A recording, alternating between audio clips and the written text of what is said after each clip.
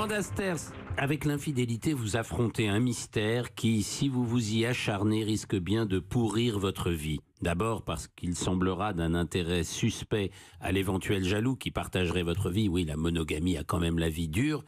Et ensuite, parce que l'infidélité est aussi bien un thème de pièce de boulevard que de réflexion cosmique, métaphysique.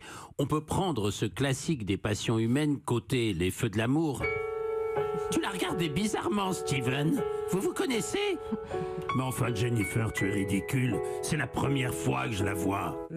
Ou côté Emmanuel Kant, pour qui le mensonge n'est jamais juste et ni la dignité humaine. Or, tromper sans mentir, c'est comme aller à Deauville sans voir la mer. Ça demande un certain aveuglement. L'infidélité serait le contraire de l'amour. Ça, c'est la morale la plus classique, celle qui fonde les couples passés devant le maire et le curé, après une cérémonie d'adieu à la légèreté entre copines, impliquant shot de vodka et fesses de Chippendales dans le visage, ou entre copains avec poker et prostituées.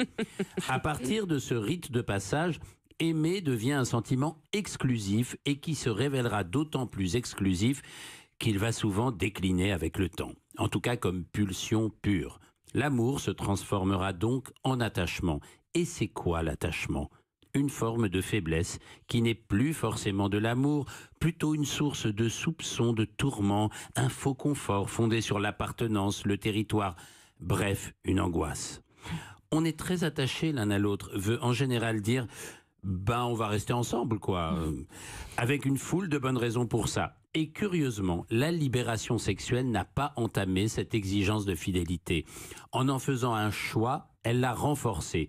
Depuis 1981, sa valeur centrale pour les couples est passée de 72 à 84%. La part d'angoisse dans nos vies, le désir de sécurité n'y est pas pour rien non plus.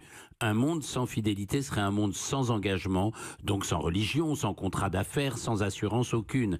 Le désir d'exclusivité, alors on dit qu'il viendrait d'une convention animale et sociale très antique, ayant souvent rapport avec la filiation.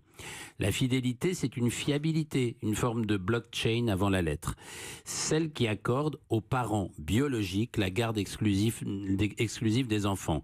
D'après certains anthropologues, la jalousie viendrait de cette peur d'être abandonné par les parents biologiques. Dans des sociétés primitives où les enfants sont élevés par qui les aime et assumés par l'ensemble du clan élargi, la jalousie et l'exclusivité à l'âge adulte sont beaucoup moins valorisées. On voit donc que le problème de la fidélité ou de l'exclusivité est à la source de 95% des structures sociales. La monogamie vient sans doute de ces antiques angoisses, de cette peur enfantine de l'abandon, mais elle a aussi un côté sacrificiel, comme une offrande de soi, un vœu éternel qui consacre le lien. Alors Amanda Sters, nous nous apprêtons à fêter les 50 ans de mai 68. Pour vous, que reste-t-il du couple libre inventé à cette époque ?